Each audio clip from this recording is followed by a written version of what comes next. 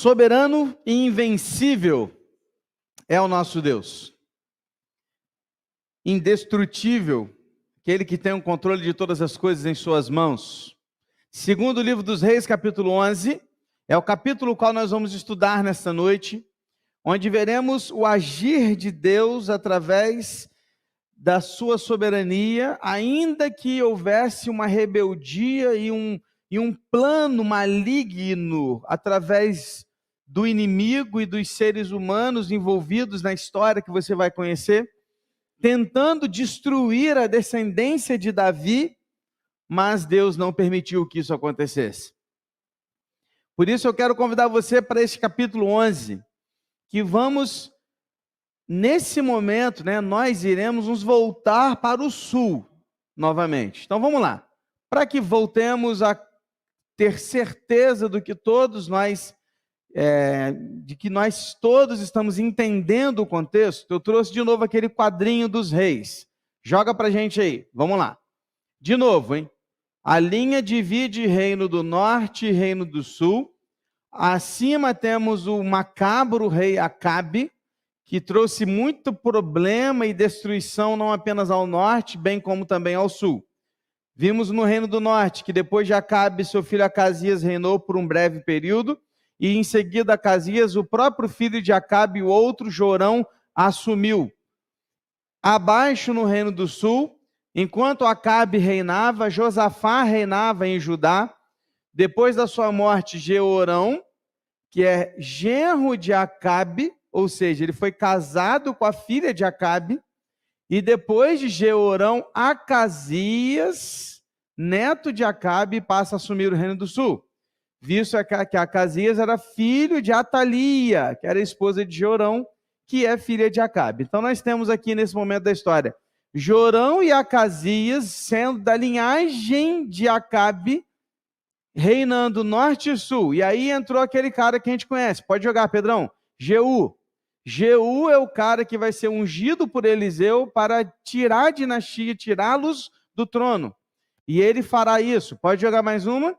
Ele é o responsável por matar Jorão e Acasias. Lembra daquela situação que Jorão ele é ferido numa batalha, eles vão para um porão, para uma sala conjunta, onde os dois estão, tanto Acasias quanto Jorão, e Jeú chega ali e mata tanto Jorão. Acasias foge, mas também é morto por essa emboscada de Jeú. Vimos na semana passada que depois dessa situação, pode jogar mais uma, Pedro, Jeú tornou-se rei de Israel. Então, quem reinou depois de Jorão ao norte foi Jeú, o próprio aí que foi responsável pela morte de Jorão e de Acasias. Então, quem reinou ao norte? Jeú. Vimos um pouco da sua história semana passada. Se você perdeu toda essa história, você pode ir lá no canal do YouTube e você encontrará lá o estudo da semana passada. E você vai encontrar lá, então, toda a história de Jeú, a qual foi estudada, Também no Spotify, se você preferir, no podcast. E então chegamos na seguinte situação. E no sul? Joga mais uma, Pedrão. E agora? Quem vai reinar no sul?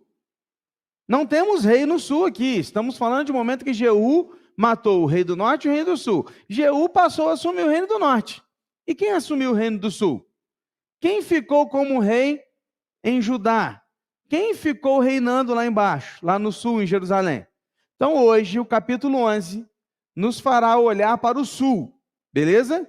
Então quero que você entenda esse contexto. Agora, hoje, tudo que falaremos não se trata do reino do norte, mas se trata do reino do sul, Judá. Tamo junto? Balança a cabeça assim, para ver. Tamo junto.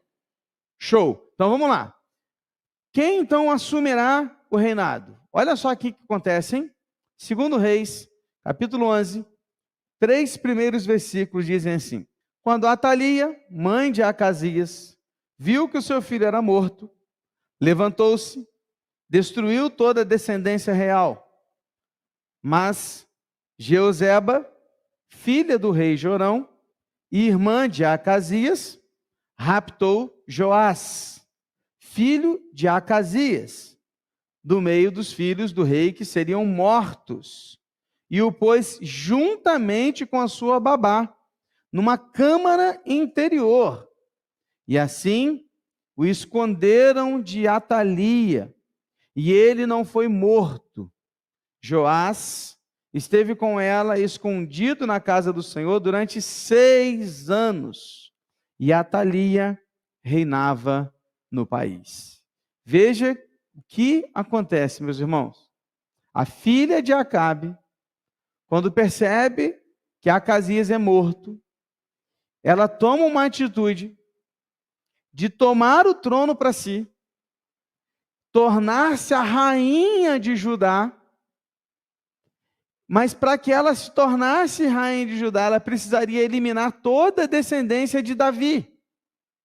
Porque ainda que Acasias, de novo, olhando para o quadrinho aí, o que está com X embaixo, ainda que Acasias fosse filho de Atalia, que era filha de Acabe, ele também é filho de Jeorão, que é descendente de Davi. Ou seja, Acasias ainda está na linhagem de Davi. Porque os reis do sul, segundo promessa e juramento do Senhor, seriam todos descendentes de Davi. Então, quando Acasias morre, Atalia toma a decisão de matar todos os seus netos, todos os que fossem descendentes de Davi, para que ela pudesse assumir o trono, e então ela reinaria em Judá sem que nenhum outro descendente de Davi tomasse dela o trono por direito, porque era de direito dos filhos de Davi. Então ela toma essa decisão de exterminar todos os filhos de Davi. Porém, havia uma mulher muito corajosa, que era irmã de Acasias. Essa mulher, que tem o seu nome como Jeoseba, percebendo essa situação e vendo que o negócio ficaria feio, ela vai até o berçário real, onde havia um menininho novo chamado Joás, que deveria ter por cerca de 1 ano de idade, não mais que isso. Um menininho, um bebê. Ela pega esse bebê, o sequestra do palácio real e leva com ela para um outro lugar. Desta maneira, preservando pelo menos um descendente de Davi, para que lá no futuro este pudesse voltar ao trono. Então, Jeoseba, ela toma essa atitude e ela é usada por Deus para fazer isso.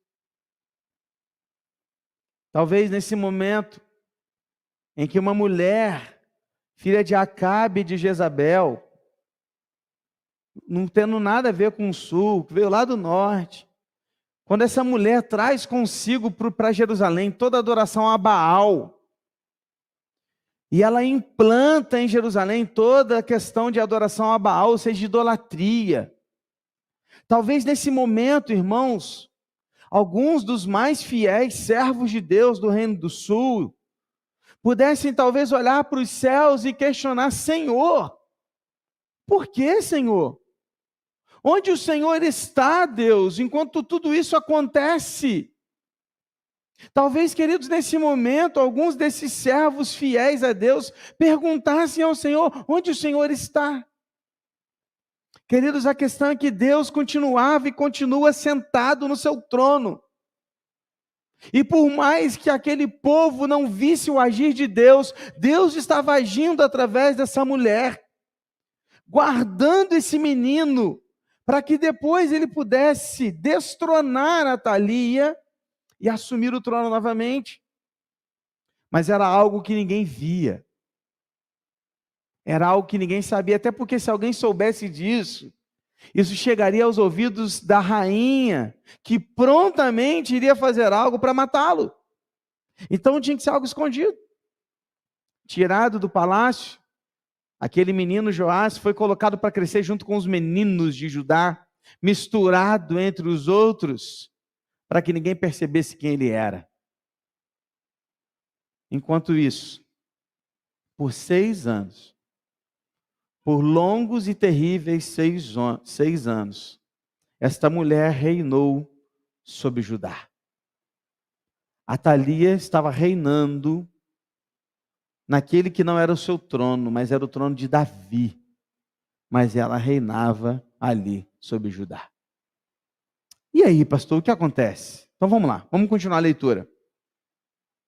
Versículos de 4 a 12 diz assim: No 7º ano, Joiada mandou chamar os capitães dos cários e da guarda e reuniu-se com eles na casa do Senhor. Fez uma aliança com eles, pedindo que jurassem na casa do Senhor, perdão. Então lhes mostrou o filho do rei e lhes deu ordem, dizendo: Isto é o que vocês devem fazer. Uma terça parte de vocês que entra de serviço no sábado fará a guarda do palácio real. Outra terça parte estará no portão, ao portão sul, e a outra terça parte ao portão detrás da guarda. Assim, vocês farão a guarda e a defesa deste palácio.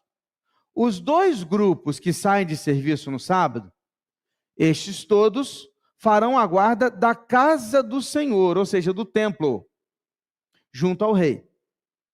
Vocês devem rodear o rei, cada um de armas na mão. E se alguém quiser entrar nas fileiras, que seja morto.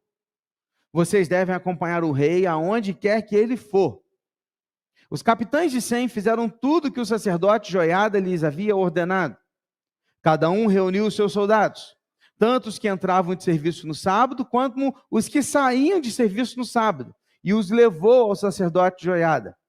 O sacerdote entregou aos capitães de 100 as lanças e os escudos que haviam sido do rei Davi e que estavam na casa do Senhor. Os guardas se puseram cada um de armas na mão, desde o lado direito da casa real até o lado esquerdo, e até o altar, e até o templo, para rodear o rei.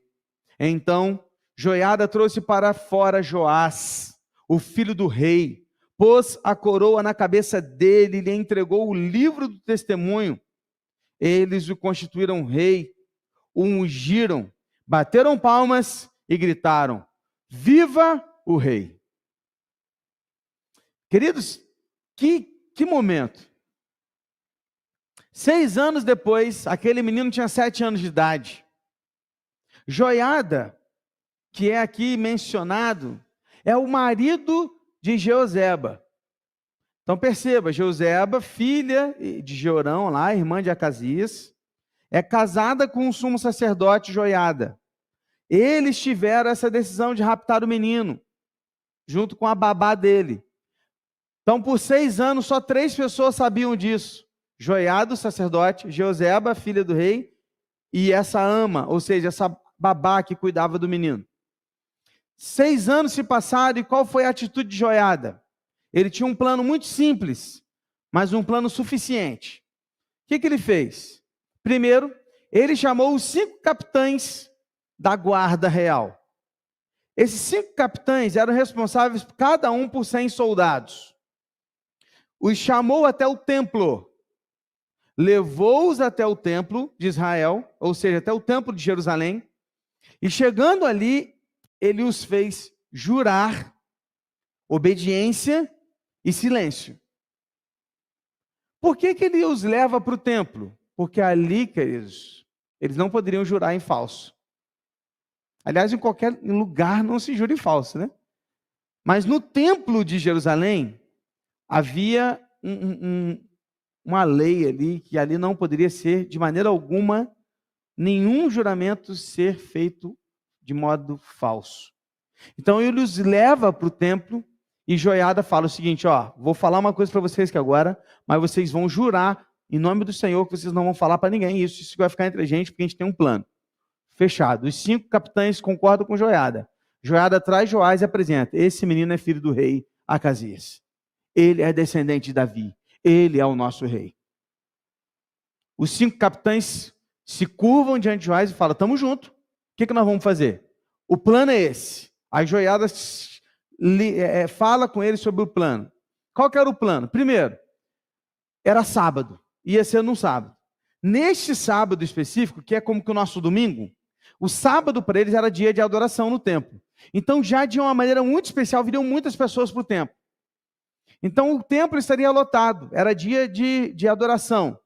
Era o Shabá. Neste dia, o que acontece? Os 5 capitães tinham 5 exércitos de 100. 2 exércitos iriam sair de folga no sábado.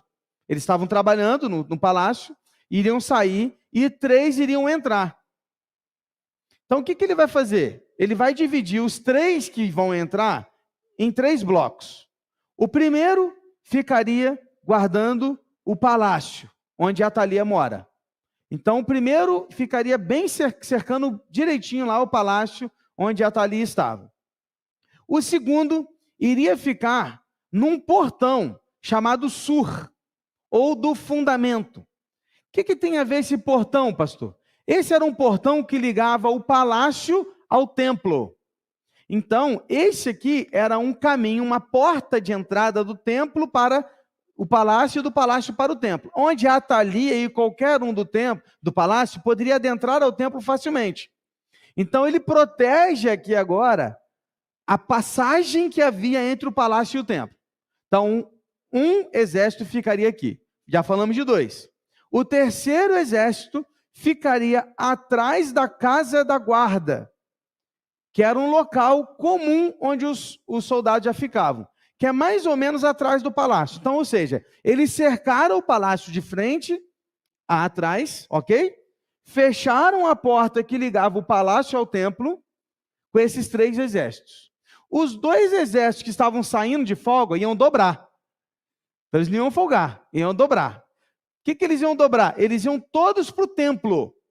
E esses 2 exércitos iriam cercar o templo, em especial o rei Joás. Então, 200 homens eram responsáveis por proteger a vida de Joás. Esse era o plano. O plano era que no sábado, Joiada, o sumo sacerdote, iria apresentar ao povo o rei deles. E para que não houvesse problema algum, ele cercou todas as situações. Quando todos estavam ali reunidos naquele sábado, Joiada, sumo sacerdote, chega diante do povo, traz Joás para o centro, aquele menino de 7 anos de idade, pega a coroa, coloca em sua cabeça e diz: este é o nosso rei.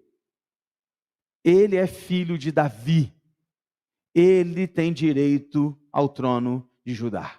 Naquele momento, todo o povo grita: viva o rei, viva o rei, viva o rei.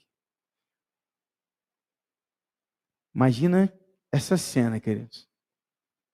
E talvez aqueles homens fiéis a Deus que há 6 anos estavam se perguntando: Senhor, onde o Senhor está? Agora estavam recebendo a resposta de que o Senhor é soberano e invencível. E que não seria uma mulher que tiraria a descendência de Davi, de onde viria o Messias, de onde veio o Messias, Jesus Cristo, Senhor. Não seria nenhuma mulher, nem o próprio Satanás, que derrubaria a descendência de Davi, porque o nosso Deus é soberano e invencível. Amém? O plano de Satanás era exatamente esse. Porque ele sabia da profecia de que o Messias viria da descendência de Davi, ou seja, ele tinha que acabar com a descendência de Davi, mas ele não conseguiu, porque o nosso Deus é soberano e invencível. Viva o rei! Eles cantavam. Agora você imagina, o palácio era colado com o templo. De repente a Atalia está lá no seu trono, e ela está ouvindo todo mundo gritando: viva o rei, viva o rei. Opa, o que está acontecendo? Na hora ela se assusta e vai ver o que está acontecendo. Vamos lá? 13 a 16. Abra sua Bíblia aí. Quando Atalia ouviu o barulho dos guardas e do povo, veio para onde o povo estava, na casa do Senhor, ou seja, no templo. Olhou, e eis que o rei estava junto à coluna, segundo o costume. Os capitães e os tocadores de trombetas estavam ao lado do rei, e todo o povo da terra se alegrava e tocava trombetas. Então Atalia rasgou as suas roupas e gritou: traição! traição. Porém, o sacerdote Joiada deu ordem aos capitães que comandavam as tropas, dizendo: façam-na sair por entre as fileiras, e se alguém a seguir, matem-no à espada. Porque o sacerdote tinha dito: não a matem na casa do Senhor. Então, eles a prenderam, e ela, pelo caminho da entrada dos cavalos, foi para o palácio real, onde a mataram. Com todo aquele barulho, a rainha saiu para ver o que estava acontecendo, foi levada até o templo, não pela porta do sul, mas por outra porta, para que ninguém fosse pego de surpresa, e ela foi levada então pelos soldados até aquele local. Quando ela chega, ela vê o rei parado em frente à coluna do templo, que era um local onde o rei ficava, ao seu lado os tocadores de trombetas e os soldados. O que ela faz? Ela vê aquela cena, todo mundo reunido, o povo gritando, alegre, feliz. Ela vê os soldados armados. Ah, e detalhe, cara, estava esquecendo desse detalhe. Quais eram as armas que os soldados usavam? As armas que o rei Davi havia conquistado na batalha e havia colocado no templo. Perceba, querido, que até depois de morto, Davi ainda abençoava aquele povo. Não ele, mas Deus abençoava aquele povo através da vida dele. Porque quando nós entregamos nossas vidas para ser usada por Deus, os nossos atos vão reverberando até mesmo depois da nossa partida deste mundo. Aqueles homens estavam armados com as armas que Davi havia conquistado. E aquela mulher começa a gritar, a rainha: traição! Traição! Eu falei: opa! Oi? Como assim? Peraí. Estou entendendo a parada. Quem que traiu quem aqui, na verdade, né? Percebe que, queridos, essa geralmente é a atitude que nós tomamos quando o pecado nos domina. Nos faz cegos, e quando as coisas vêm à tona, tentamos esconder ou culpar outros por aquilo que nós fizemos. Olha aquela mulher. Aquela mulher traiu o povo. Ela quis matar a descendência de Davi. Ela foi quem traiu Judá. Mas na hora que surge o rei Joás, ela grita traição. Ela está se sentindo traída. Tadinha, né? Enquanto que, na verdade, ela era culpada do povo de Judá estar enfiado, envolvido no meio de uma idolatria ao deus Baal. Joiada teve o cuidado de chamar os 5 capitães, e ele chama os seus 5 líderes, os 5 capitães daqueles exércitos, ou seja, haviam 500 soldados ali e os 5 líderes deles. E aqueles 5 capitães, eles vão encontrar Joiada, e Joiada fala: levem-na daqui e não a matem aqui, porque aqui é o templo do Senhor. Aqui a gente não faz isso.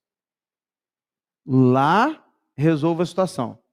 E se alguém seguir vocês tentando protegê-la, matem-nos também. Então os 5 capitães pegam a rainha ali, a conduzem, ela entra pelo portão, pelo caminho dos cavalos, né, que é uma outra situação, era um outro caminho até o palácio. E ao entrar naquele caminho, saindo do templo, os 5 capitães tiram a vida de Atalia à espada. Porque era assim que se resolvia o problema. Pastor, tadinha dela, não podia ter ficado presa. Querido, presta atenção. De novo. Nosso Deus é soberano. Se Ele soubesse, porque Ele sabe de todas as coisas, que se houvesse uma possibilidade de arrependimento, aquela mulher teria essa chance. Mas não havia, irmão. Então, quando Deus decide matar um povo ou alguém dessa maneira, Deus não é cruel não, querido. Deus é justo. Aquelas pessoas tiveram oportunidades das mais diversas, milhares delas, para se arrepender e voltar-se para o Senhor, o nosso Deus, mas não fizeram e não fariam. Se houvesse 1000 anos de idade, elas não fariam. Então Deus resolve o problema. A situação aqui que é de justiça, é julgamento. É isso que está acontecendo. Então Deus julga aquela mulher com justiça. E os seus planos são frustrados. Porque nenhum plano contrário à vontade de Deus irá prevalecer. Tais planos podem até durar alguns anos, mas o Senhor sempre vencerá. Porque ninguém pode frustrar o agir do nosso Deus, o Todo-Poderoso, Senhor dos Senhores. Amém?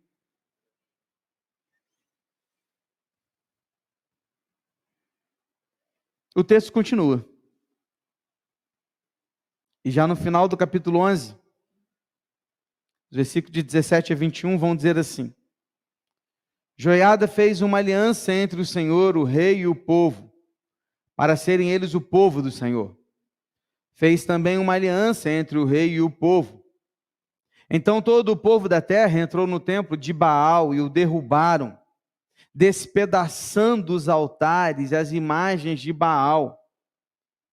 Matã, o sacerdote de Baal, foi morto diante dos altares. O sacerdote Joiada pôs guardas sobre a casa do Senhor, reuniu os capitães dos cários e da guarda, e todo o povo da terra, e todos estes conduziram o rei desde a casa do Senhor até o palácio real, passando pelo portão da guarda. E Joás sentou-se no trono dos reis, e todo o povo da terra se alegrou, e a cidade ficou tranquila, depois que mataram Atalia a espada, junto ao palácio real. Joás tinha 7 anos de idade quando o fizeram rei. Perceba, queridos, que o plano de Joiada não era simplesmente trazer o rei de volta. O plano dele era trazer uma restauração do seu povo à aliança com Deus. Por isso, o sumo sacerdote aqui, que já havia dado o livro do testemunho ao rei, ou seja, o livro da palavra, o livro da lei para o rei, como símbolo de que siga esta lei para que você vá bem. Ele não apenas deu a lei ao rei, mas deu também ao povo. Reuniu o povo e fez com que o povo se arrependesse dos seus pecados, se voltasse para Deus, fazendo novamente ou refazendo, relembrando, trazendo à memória o povo a aliança que eles haviam feito com o Senhor um dia. Meus irmãos, é muito mais que tomar o trono novamente. Há aqui, queridos, uma restauração espiritual acontecendo. Há aqui, queridos, um povo que antes estava vivendo em rebeldia, um povo que estava em idolatria, agora se volta para o Senhor novamente, prostrando-se aos pés do Deus Todo-Poderoso, dizendo a eles que Ele era o povo dele. Então, queridos, o que está acontecendo aqui é uma restauração da vida espiritual do povo de Judá. Quando eles restauram a comunhão com Deus, a primeira atitude que eles fazem, qual que é? Destruir o trono de Baal. Havia um templo em Jerusalém para Baal. Você está entendendo o que é isso? Havia um templo idólatra no centro, no coração, na cidade de Jerusalém, querido. Ali onde havia o templo de Israel, construído por Salomão, ao Deus vivo, ao lado havia um templo de Baal. Para você ter ideia do tamanho da idolatria que aquele povo vivia. Só que quando há uma restauração da comunhão com Deus, o primeiro passo é quebrar aquilo que está nos separando de Deus. Eles vão para o templo de Baal, destroem tudo, quebram os altares e matam o sacerdote de Baal diante do altar de Baal. Acabam, exterminam com aquela situação, joga tudo no chão. Por quê? Porque não há comunhão com trevas e luz, queridos. Não há. Não dá para servir a dois senhores. Não dá para dividir fidelidade a Deus e a outro Senhor. Não dá. Então, querido, quando nós estamos em plena comunhão com Deus, nós temos a atitude de nos afastar daquilo que luta, que nos leva a dividir a fidelidade com Deus. Eu não sei o que é na sua vida, mas pode ser qualquer coisa.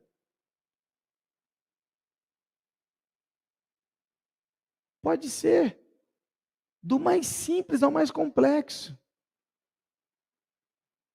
Pode ser o seu orgulho, pode ser a sua vaidade, pode ser a sua ambição, pode ser um desejo, pode ser um pecado de estimação, que você não tira do coração, mas que você continua vivendo atrás dele, atrás dele, atrás dele. Pode ser um prazer na carne que você busca diariamente, eu não sei.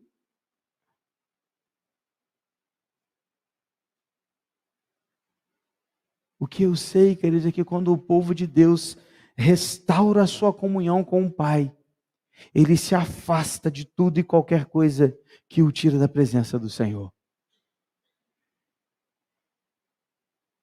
Não há comunhão com luz e trevas. Não dá para servir a dois senhores. Não dá. E o povo aprendeu isso na marra. Mas aprendeu. Ou não, né? Que depois erra de novo. Mas aqui, pelo menos nesse momento, aprendeu.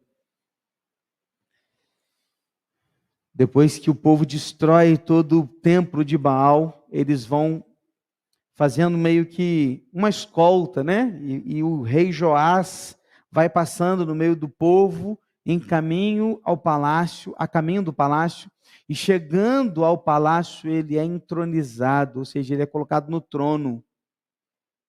E aquele menino de 7 anos, eu fico imaginando um menino de 7 anos. O Gustavo tem 9, cara. Então, um menino mais novo que o Gustavo, de 7 anos. As perninhas devem ficar balançando assim, né? No trono. A coroa deve descer até o pescoço. E ele lá. Mas por que ele, pastor? Porque ele era o descendente de Davi. E Deus cumpre a sua promessa. Ele cumpre com a sua palavra. E ele jurou a Davi que a sua descendência reinaria sobre Judá e que o Messias viria da descendência de Davi. Então teria que continuar daquele jeito. O maior objetivo aqui, queridos, não é Joás. Não é o trono de Davi, não é Judá. O que está mais em voga aqui é Cristo. Porque o que está em jogo aqui é a vinda de Cristo, que viria após alguns anos, algumas centenas de anos, e viria da descendência de Davi. E se é quebrada toda a descendência de Davi, como viria o Messias? Então, a preservação da linhagem de Davi é porque Deus estava pensando em você, em mim, em todos nós, nos amando, antes mesmo que você ou eu pensássemos em ser alguém. Lá em Joás, essa atitude de Deus é porque Ele te amou primeiro. E porque Ele estava preparando a vinda de Cristo Jesus para a salvação das nossas almas. Amém, meu irmão? Isso é fantástico. Isso é maravilhoso. Porque o nosso Deus é soberano e invencível. Eu não quero partir para o capítulo 12, porque no capítulo 12 nós veremos outras coisas muito interessantes na próxima semana. E eu não quero fazer nada correndo com você, mas eu quero citar 5 lições antes da gente terminar o estudo dessa noite, para que essas lições fiquem gravadas no seu coração.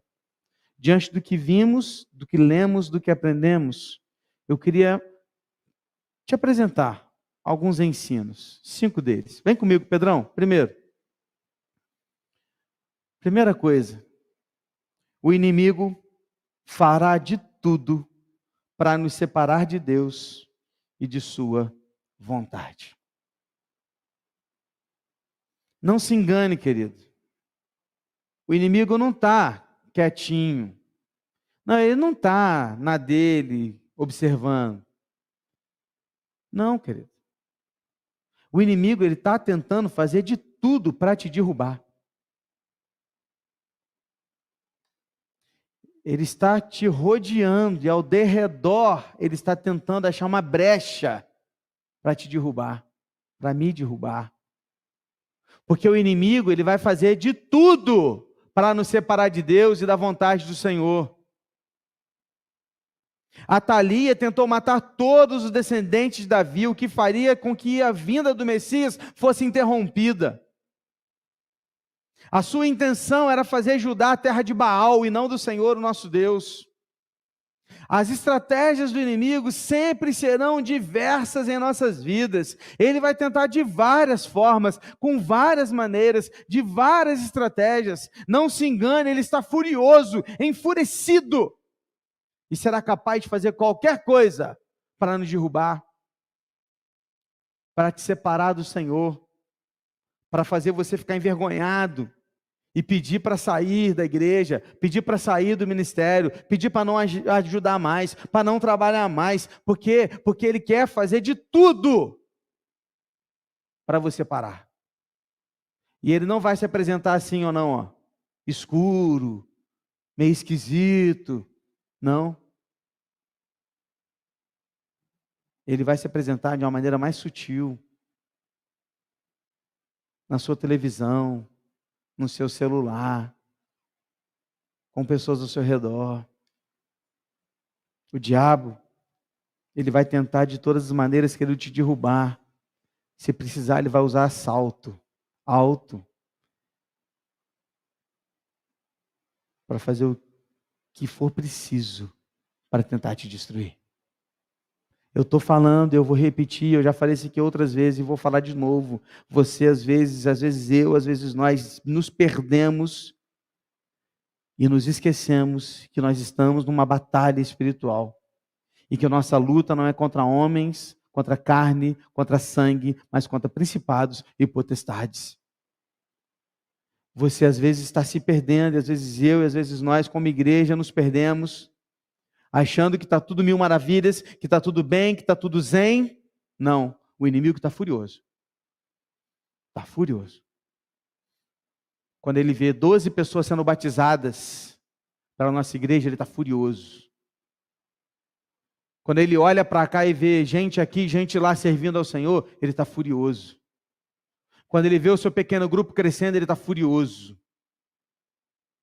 Quando ele vê você cada dia na sua casa, se dobrando cada vez mais e tendo mais tempo de oração em casa, ele está furioso.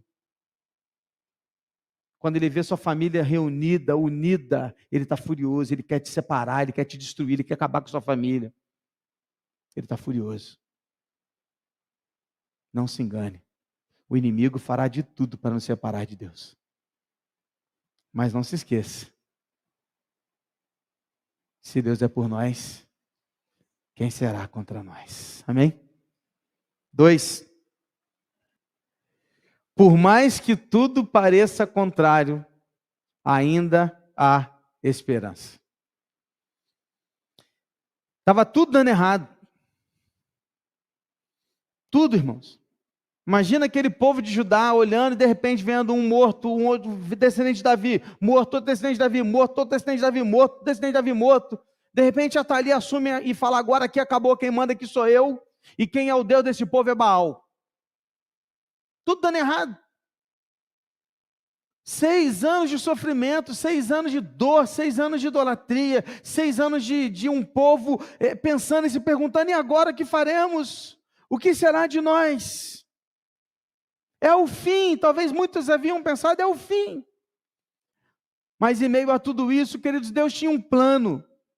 E por mais que tudo parecia perdido, havia esperança. Porque quem está com Deus Sempre há esperança. Há 2 anos atrás estavam dizendo: é o fim, acabou, vamos todos morrer. E há esperança. Talvez alguns anos atrás na sua vida, você olhou para uma situação que você estava e você talvez tenha pensado: é o fim. Diante de um acidente, diante de uma possível enfermidade, diante de uma cirurgia, diante de um diagnóstico, diante de um exame, diante de uma situação na sua casa, diante de uma situação complicada na sua família, diante de um momento em que você olhava e falava: é o fim. Mas ainda que tudo pareça um fim, ainda há esperança. Por quê? Porque Deus continua sentado no seu trono, soberano e invencível. E Ele sabe de todas as coisas. Meu irmão, minha irmã, não importa o que você esteja passando, não importa por mais difícil que você esteja hoje vivendo uma situação complicada, difícil, financeira, sei lá como, de vida e morte, não sei. Ainda que tudo pareça contrário, lembre-se, em Cristo há esperança. Terceiro, seja um agente de esperança usado por Deus. Olha que legal. Primeiro eu te disse que há esperança. Agora eu estou dizendo que você pode ser um agente de Deus de esperança na vida de alguém. Jeoseba e Joiada foram agentes de esperança na vida do povo de Judá, sem ninguém saber. Agiram de forma escondida, nos bastidores, não havia holofotes para eles, não havia luzes, não havia fogos, era só 2 servos de Deus agindo a favor daquilo que o Senhor queria, de forma simples. Mas eles aceitaram ser agentes de esperança no meio de um povo e ser usado por Deus. Sabe, querido? Preste atenção. Talvez você não tenha ideia, mas hoje Deus talvez esteja querendo usar você como agente de esperança na vida de outra pessoa. Talvez o seu agir será sorrateiro, escondido, sem holofotes e sem fogos. Mas se para uma pessoa valer a pena, Deus foi glorificado através da sua vida. Seja um agente de esperança na vida de alguém. Leve esperança a alguém, querido.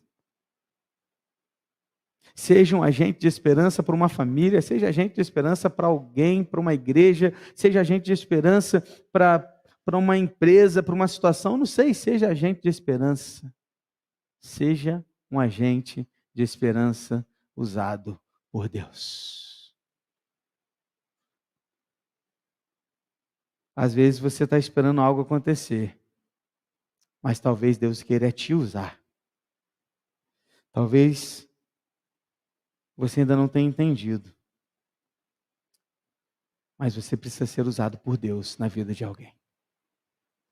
Mas para isso, você tem que tirar o foco de si mesmo e colocar o foco em outros. Porque enquanto você estiver olhando para você, meu irmão, você vai achar tantas necessidades. Tem tanta coisa aqui para resolver, tanta coisa, tanta dívida para pagar, tanto boleto para acertar, tanta gente para... Ó, você vai olhar para você e falar assim: nossa, eu preciso de esperança.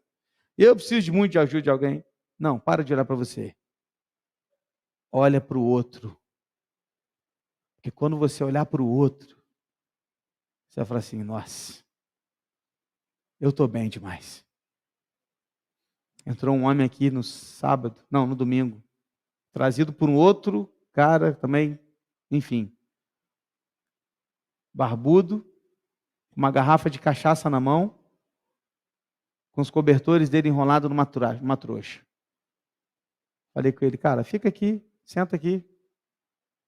levei café para ele. Falei, você pode ficar, mas você vai ter que sumir com essa garrafa de cachaça aí. Descobrimos que ela estava por aí hoje, né, Cleide? Ontem. Dá um fim nisso, joga no lixo. O cara ficou aí com a gente. Talvez tenha dormido o culto todo, nem sei. Porque na situação que ele estava, devia ser difícil. Mas se no final do culto ele virasse para a gente e falasse assim, cara, eu preciso muito de ajuda, eu quero mudar de vida, a gente ia fazer alguma coisa para aquele homem. Uma pena que ele comeu e foi embora. Porque, infelizmente, também há muitos que não querem sair de uma vida miserável. Mas aqueles que querem, nós podemos ser agentes de esperança na vida dessas pessoas. Amém? 4. O pecado nos cega e nos faz orgulhosos demais para reconhecer um erro. A Thalia gritou, traição, traição! Quando, na verdade, a traidora era ela, não o povo. Já imaginou se aquela mulher, diante daquela situação, dobra os seus joelhos, olha para aquilo e fala, me perdoem pelo que eu fiz. Eu errei. Eu fui culpada. Eu olhei só para o meu orgulho e eu decidi fazer do meu jeito, mas eu estou errada. E hoje eu aprendi, 6 anos depois, quando Deus protegeu esse menino aí, que eu deveria ter matado, e eu vi que foi Deus quem o protegeu, eu reconheço que há um Deus nesse lugar, e esse Deus é verdadeiro, eu me prostro diante do Senhor, faço o que quiser comigo, mas eu me arrependo do que eu fiz. Seria diferente? Mas aquela mulher grita, traição, traição! Sabe por quê? Porque geralmente o pecado faz isso com a gente. Nos cega. E ao nos cegar, nos faz acreditar que o certo somos nós. E está todo mundo errado, mas a gente está certo. Por isso, eu não vou pedir desculpa. Eu não vou me arrepender. Eu não vou pedir perdão. Eu vou simplesmente dizer, vocês estão errados. Porque não tem nada a ver isso. O que tem? E a gente começa a achar desculpas atrás de desculpas, porque o pecado nos cegou de uma forma tal que a gente prefere esconder ao invés de confessar. Enquanto que o Senhor nos ensina a confessar para então sermos perdoados. Mas o pecado nos cega e nos torna orgulhosos demais para reconhecer um erro. Não permita, queridos, que o seu pecado te cegue a tal ponto de você não conseguir reconhecer o seu erro e confessar o seu pecado diante do Senhor, diante do nosso Deus. Não permita. Porque se você chegar nesse ponto, digo para você, de fundo do meu coração, você terá chegado no fundo do poço. 5 e último para a gente terminar e ir embora. Por fim, o ensino que eu quero trazer para nossas vidas, através de tudo que ouvimos, é que nada impedirá o agir de Deus e o cumprimento de sua vontade. Podem vir impérios, podem vir rainhas maliciosas, podem vir reis malignos, podem vir pandemias, leis, armas, exércitos, ideologias, o que for. Nada impedirá o agir de Deus e o cumprimento da sua vontade. Absolutamente nada. Porque Deus é soberano e invencível e será para todo o sempre. Então, meu irmão, diante de tudo que acontece, entenda isso. Por mais que às vezes você possa olhar ao seu redor e falar assim, nossa, onde está Deus? Uau, Senhor, cadê você nessa hora? Talvez você possa se perguntar isso, queridos, mas deixa eu te dizer uma coisa. Por mais que as coisas possam piorar imensamente na nossa vida, nada vai impedir o agir de Deus e o cumprimento da sua vontade. Porque Ele é soberano e invencível. Feche seus olhos e ore ao Senhor. Coloca a sua vida diante do Senhor, querido. E você não está aqui à toa. Você não assiste e ouve essa pregação à toa. Deus está falando com você. como Ele falou comigo, porque Ele é soberano. Meu irmão, entenda isso, nada vai impedir o agir de Deus na sua vida. Por mais que tudo pareça contrário, há esperança em Jesus Cristo. Seja você um agente de esperança na vida de alguém. Peça isso para Deus. Vamos fazer o seguinte, a gente geralmente ora olhando para o nosso umbigo. Vamos orar ao contrário hoje? Hoje você vai olhar para o outro e vai falar assim: Senhor, me ajude a ser um agente de esperança para alguém. Olha aí, feche seus olhos. Olha ao Senhor e fala aí: Senhor, me ajude a ser um agente de esperança para alguém. Vamos fazer o seguinte, você está perto de alguém aí? Se junta com essa pessoa aí e ora por ela. Talvez o fato de você já orar por essa pessoa já é o fato de você ser usado por Deus como um agente de esperança na vida de outra pessoa. Vai, cara. Vai. Não fica sozinho, não. Ninguém sozinho. Olha para trás, olha para frente, olha para o lado, sai do seu lugar, junta com alguém aí. Se for 2 ou 3, não tem problema, mas sozinhos não.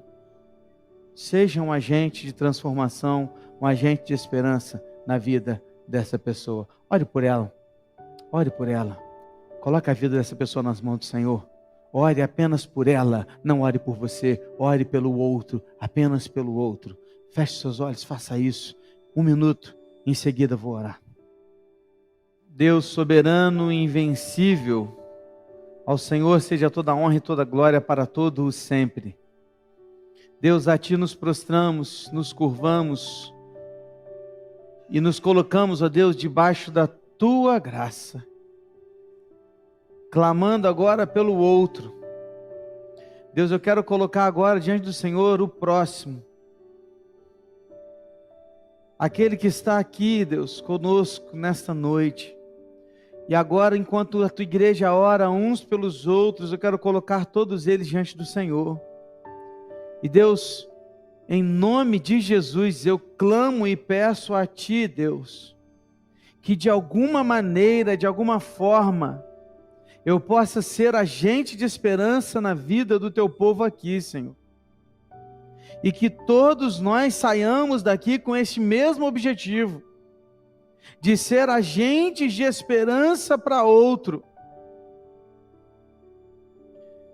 Queremos e pedimos ao Senhor que o Senhor possa usar as nossas vidas, porque ninguém impedirá o agir do Senhor. Nada e ninguém, tampouco o nosso inimigo maior, Satanás, será capaz de impedir o agir do Senhor, porque o Senhor agindo, quem o impedirá? Por isso, Deus, nós cremos plenamente na Tua palavra, no Senhor, o Todo-Poderoso, Senhor invencível e indestrutível. Deus, nos prostramos a Ti, queremos dizer, Pai, ajuda-nos, para que não caiamos nas armadilhas de Satanás, e que não caiamos, ó Deus, nos desejos pecaminosos do nosso próprio coração. Porque o inimigo fará de tudo para nos separar do Senhor. Mas Romanos 8 nos garante que nada nos separará do Senhor e do Teu amor. Por isso, Deus, diante de Ti agora nós nos colocamos e queremos Te agradecer, porque o Senhor é o nosso Deus, Todo-Poderoso, Criador dos céus e da terra, e o nosso Senhor e Salvador, através de Cristo, através da Tua graça, através do Teu poder. Obrigado.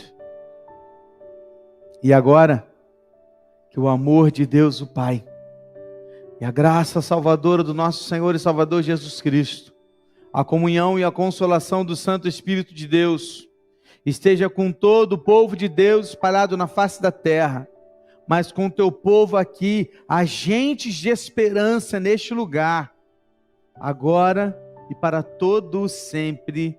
Amém, Senhor.